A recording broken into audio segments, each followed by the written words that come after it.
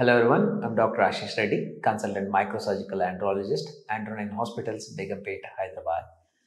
ఈరోజు మనం డిస్కస్ చేసే టాపిక్ యంగ్స్టర్స్లో కానీ మిడిల్ ఏజ్ మెన్లో కానీ కామన్గా ఉండే ఒక కామన్నెస్ట్ బిలీఫ్ గురించి డిస్కస్ చేస్తున్నాము. నా టెస్టిస్ సైజ్ నార్మలా అబ్నార్మలా? సో నార్మల్ టెస్టిస్ సైజ్ అనేది ఒక 8cc టు మన ఇండియన్ కమ్యూనిటీలో 8cc అంటే 8cc టు 12cc అంటే 8 సెంటీమీటర్స్ టు 12 సెంటీమీటర్స్ వరకు అంటే వాల్యూమ్ ఉంటే అది నార్మల్ సైజ్.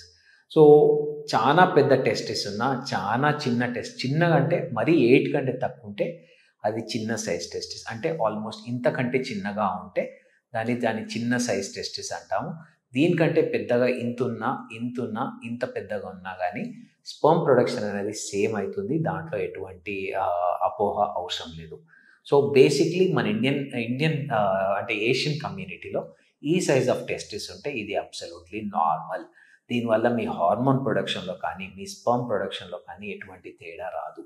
ఇంకోటి, ప్రతి మగవాళ్ళలో ఒక టెస్టిస్ పైకి ఒక టెస్టిస్ కిందికి ఉంటుంది, అది అబ్సల్యూట్లీ నార్మల్.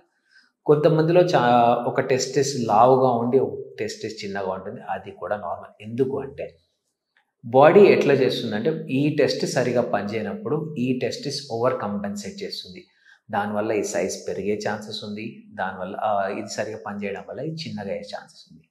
ఇంకో కామనెస్ట్ కేసులో టెస్టిస్ సైజ్ తగ్గడానికి చాలా వరకు కేసెస్లో వారికోసీల్ కూడా చాలా ఇంపార్టెంట్.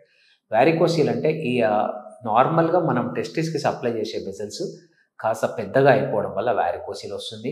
ఈ వారికోసీల్ వల్ల సైజెస్ తగ్గే ఛాన్సెస్ ఖచ్చితంగా ఉన్నాయి. ఇట్లా ఆల్మోస్ట్ ప్రతి ఒక్క మనిషిలో ఉంటుంది, వారికోసీల్ వల్ల ఉంటుంది అనేది చెప్పలేము.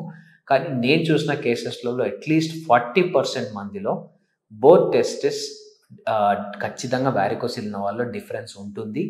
దానికి కారణం డెఫినెట్లీ వారికోసీల్ అయి ఉండొచ్చు. దీనిపైన ఇంకా రీసెర్చ్ నడుస్తుంది. దీంట్లో ఒక్కసారి మనకు ఒక కంప్లీట్ రీసెర్చ్ అనాలిసిస్ వచ్చిన తర్వాత ఇంకా ఎక్కువ క్లారిటీ వస్తుంది. కానీ వారికోసీల్ వల్ల సైజ్ తగ్గే ఛాన్సెస్ ఉంటాయి. కొన్ని కేసెస్లో మీకు టెస్టిస్ పెరిగిపోతున్నట్టు అనిపించవచ్చు, కానీ టెస్టిస్ కాకపోవచ్చు. ఇట్లా వరి బీజంలో కూడా మీకు టెస్టిస్ చాలా పెద్దగా అయినట్టు అనిపిస్తుంది. నార్మల్ వరి బీజం అనేది కొన్ని చిన్నగా ఉంటాయి, కొన్ని పెద్దగా ఉంటాయి, కొన్ని చాలా పెద్దగా ఉంటాయి.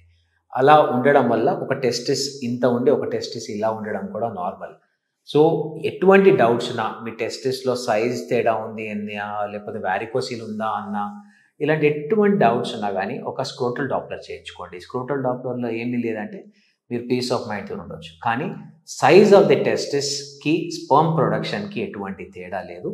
రెండిట్లో అవుట్కమ్స్ ఎటువంటి తేడా రాదు. So at the end of the day మన అందరికి కావాల్సింది 1 హెల్దీ స్పర్మ్ కాబట్టి ఇట్ డజంట్ మ్యాటర్. ఒక దాంట్లో 1 మిలియన్ ప్రొడ్యూస్ కావచ్చు, ఒక దాంట్లో 100 మిలియన్ ప్రొడ్యూస్ కావచ్చు, దట్ డజంట్ మ్యాటర్. ఇంకా ఫర్దర్గా ఏమైనా డౌట్స్ ఉంటే కింద కామెంట్స్ తెలియజేయండి, లేకపోతే వచ్చి కలవండి. Thank you so much.